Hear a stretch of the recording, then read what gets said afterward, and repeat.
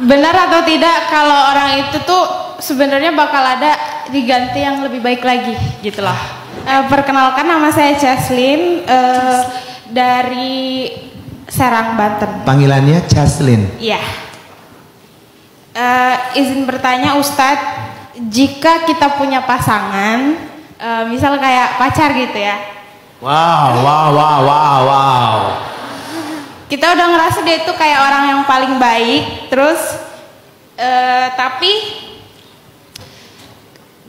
tiba-tiba dianya pergi gitu loh. Benar atau tidak? Tetangga bentar, sabar. Biar Jaslyn menyelesaikan. Silakan Jaslyn. Benar atau tidak kalau orang itu tuh sebenarnya bakal ada diganti yang lebih baik lagi gitu loh. Kayak padahal kita udah ngerasa dia tuh orang yang paling baik gitu, tapi dianya pergi. Poin pertama teman-teman, ini berlaku buat semua kita ya, untuk melatih mindset kita tentang Islam. Wa khalaqnakum azwaja, tentang masalah jodoh, Allah udah kasih jaminan di Al-Quran, kami ciptakan kalian berpasang-pasangan. Jadi salah satu di antara jaminan Allah, semua orang itu punya pasangan, dan itu takdir. Dan pasangan itu sudah Allah tentukan sekian tahun, sekian ribu tahun sebelum Allah menciptakan dia. Bahkan kalau ada orang yang meninggalnya belum menikah, bukan berarti dia nggak punya pasangan. Dia akan menikah, cuman dia nggak menikah di dunia, menikahnya di surga. Jadi ada yang weddingnya di dunia, ada yang weddingnya di surga. Siapa penghulunya? Allah langsung. Terus siapa WO-nya? Malaikat. Kan seru ya, malaikat yang jadi wedding organizer-nya. Di setting semua sama malaikat, nggak ada trouble-nya itu.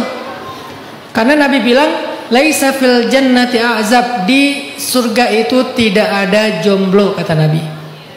Di surga tidak ada jomblo. Yang ada semuanya hidup berpasang-pasangan. Kayak Sayyidah Asiyah, kan dia dipaksa nikah sama Fir'aun. Masa di surga dia sendiri? Nggak mungkin. Nanti ada pasangannya. Sayyidah Maryam, kan dia tidak punya pasangan di dunia, nanti akan ada pasangannya. Kita nggak perlu nebak-nebak. Kayaknya Nabi Yusuf deh, kayaknya Nabi Yusuf. Nggak usah nebak-nebak. Sayyidina Yahya alaihissalam, Nabi Yahya juga wafat tidak punya pasangan. Oh kayaknya Yahya itu sama Maryam. Nggak usah nebak-nebak. Biar Allah aja yang menentukan. Yang jelas, wa khalaqnakum azwaja, semua kita itu punya pasangan, takdir, jodoh.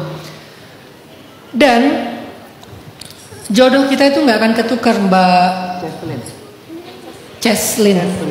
Mbak Jaslyn, takdir jodoh kita tuh nggak akan berubah. Jodoh kita nggak akan ketukar dengan kita pacaran atau tidak pacaran. Yang berubah adalah rasanya. Kalau kita pacaran kemudian putus, maka ketika kita punya jodoh yang kita udah temukan, rasanya itu akan terganggu dengan masa lalu kita. Kalau kita pacaran ternyata nggak putus dan ternyata dia jodoh kita, maka rasanya itu tidak akan sama seperti ketika kita menemukan seseorang dari awal banget. Pasti udah agak-agak nggak seru lagi gitulah pokoknya.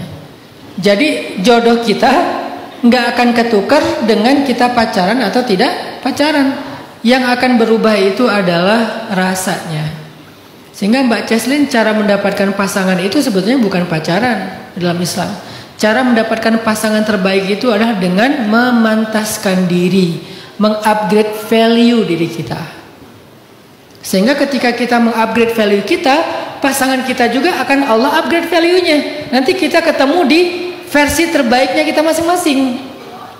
Kan indah ya kalau kita ketemu udah matang dua-duanya, udah bijaksana dua-duanya, udah sukses dua-duanya, udah soleh dua-duanya. Jadi ketika kita mengupgrade value kita, otomatis Allah juga akan mengupgrade value calon pasangan kita. Sehingga nanti ketika ditakdirkan kita ketemunya di versi terbaiknya kita masing-masing, bukan di versi ketika kita masih belum matang. Itu ikhtiar terbaik untuk menemukan pasangan. Nah, bagaimana dengan dia yang udah pergi? Kita nggak pernah tahu sampai kita nanti akhirnya menikah. Bisa jadi dia akan kembali lagi. Bisa jadi Allah ganti dengan yang lebih baik. Tapi bukan itu intinya. Intinya, seberapa pantaskah Mbak Jaslyn untuk pasangannya kelak? Fokuslah di situ. Insya Allah gambaran pasangannya Mbak Jaslin itu kan namanya twin flame ya. Twin flame itu kan belahan jiwa kan, atau kembaran kita kan. Kalau kita pengen kembaran kita itu yang terbaik, maka jadilah kembarannya yang terbaik. Karena dia adalah kembaran kita, cerminan kita.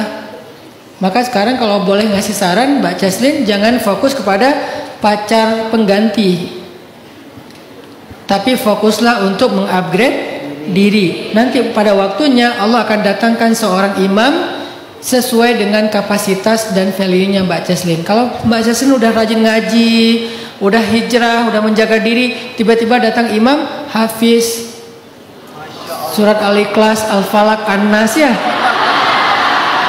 hafiz 30 juz misalnya, udah istiqomah sholat 5 waktu dan seterusnya, kan itu cerminan kita sendiri.